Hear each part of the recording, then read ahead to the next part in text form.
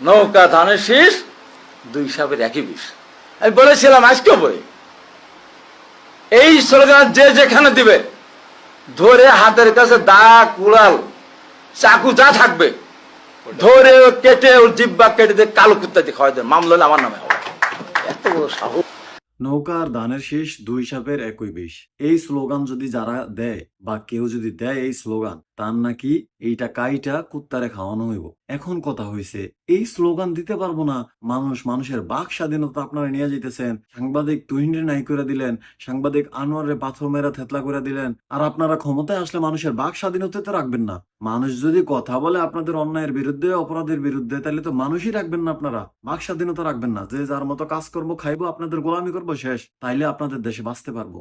এটা কি দেশ না লাশের দেশ? এটা কি বাংলাদেশ নাকি লাশের দেশ? আর বর্তমানে যারা আমরা সরকারের নিয়ে প্রশ্ন করতেছি, সরকারের দুর্বল ভাবতেছি, এই সরকার আসলেই দুর্বল। এই সরকার দুর্বল বলে আমরা সরকারের অনেক বাজে বাজে কথা বলার পরেও সরকার আমাদেরকে উঠায় নেয় না, সরকার আমাদেরকে কিছু করে না, সরকার প্রশাসনিক ভাবে আমাদের সাথে লড়ে না। কিন্তু এই সরকার যাওয়ার পরে, ফেব্রুয়ারি পরে নির্বাচন হওয়ার পরে যাদেরকে সরকার বানাইবেন, এই যে বিএনপির সরকার বানাইবেন, এই সরকার বিএনপি সরকার থাকা অবস্থায় আপনি দেখবেন যে মুখের স্বাধীনতা নাই, আপনার চলার স্বাধীনতা নাই, কালো গাড়ি হাজির হয়ে যাব, ডিবির গাড়ি হাজির হয়ে যাব, প্রশাসন আপনার বিরুদ্ধে মামলা নেওয়া হইব না, জিব্বা কাইটা দিলে মামলা নেওয়া হইব না, আপনার লাশ করে ফলাইলে আপনার মামলা নেওয়া হইব না। তখন দেখবেন যে আওয়ামী লীগ কি নির্যাতন করছে, আওয়ামী লীগের কালে কি নির্যাতিত হয়েছেন, তার থেকে বেশি নির্যাতিত হইবেন যাদেরকে আপনারা ক্ষমতায় আনবেন। আওয়ামী লীগের একটা সেট আপ ছিল, তারা কলমের খোঁচায় দুর্নীতি করত, নিরীহ মানুষের উপর অতিরিক্ত অত্যাচার করতো না, যেরকমটা আপনারা বর্তমানে দেখতেছেন। আর এরা যদি ক্ষমতায় আসে, অনেক শক্তিশালী একটা সরকার হইব,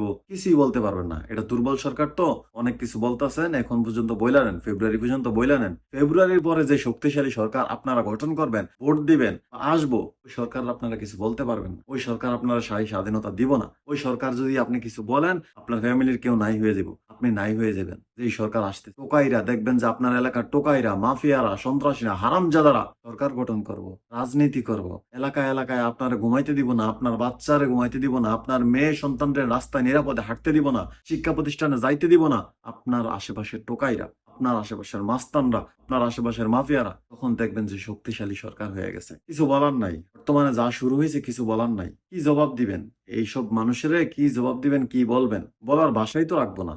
বলবেন যে সেই স্কুপই তো রাখবো না। কারে আনবেন আপনারা ক্ষমতায়? এই দলের বাহিরে তো আপনি কাউরে ভোট দিবেন না, ভোট তো দিবেন এরে। এরে যখন ভোট দিয়ে আপনারা পাশ করাইবেন, আপনার কিছু পুরস্কার আছে না? পুরস্কার হিসাবে তখন যদি কোনো অন্যায়ের বিরুদ্ধে কোনো কথা বলেন, স্ট্যাটাস দেন, বা যা ইচ্ছা তা করেন, অন্যান্য যারা একদম আছে, সোশ্যাল অ্যাক্টিভিজম আছে, যারা আমরা ভিডিও বানাইতেছি, তাদেরকে তো প্রথম চান্সে খায় ফেলাইবো। তারপর আপনারা যারা আছেন না, তারা মুখের স্বাধীনতা পাইবেন না, তারা কিছু বলতে পারবেন না। দুর্ভিক্ষ শুরু হইব, দুর্ভিক্ষ, এমন দুর্ভিক্ষ যখন গাজা হইতেছে না, এমন দুর্ভিক্ষ শুরু হইব। কেউ ধনী হয়ে যাব, কোটি কোটি টাকার মালিক হয়ে যাব, কারো এক বেলা ভাত জুটবো না।